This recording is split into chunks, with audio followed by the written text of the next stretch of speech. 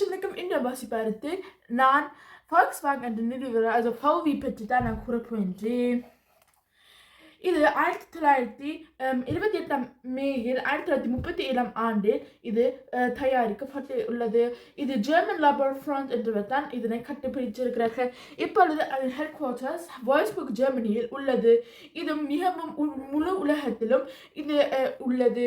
அதிலும் largest market என்றது China நாட்டில் அது ஹாங்காங்கும் மக்காவும் இருக்கிறது.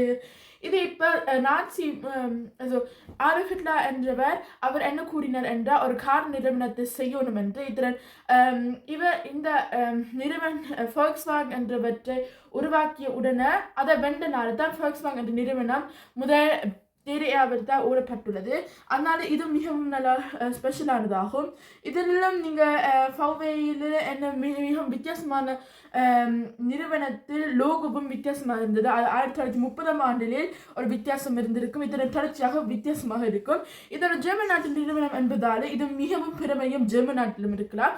ஆனால் நிறைய பிரச்சனையும் ஜெர்மன் நாட்டில் இருக்கிறது என்று அந்த விற்கும் விலையும் சைனா நாட்டுக்கும் ஒப்பிட்டு பார்க்கும் பொழுது அது குறைவாக இருக்கும்னால VW இங்கு பூட்டப்படும் என்று இப்பொழுது இன்னும் சண்டை பிடிக்கப்படுகிறது. இதனை யோசிக்கப்படுகிறது. இப்போ நான் சைனா நாட்டில் மட்டும் தயாரிக்கப்படுமா என்று ஜெர்மன் நாட்டில் இன்னும் தொடர்ச்சியாக தயாரிக்கப்படுமா என்று.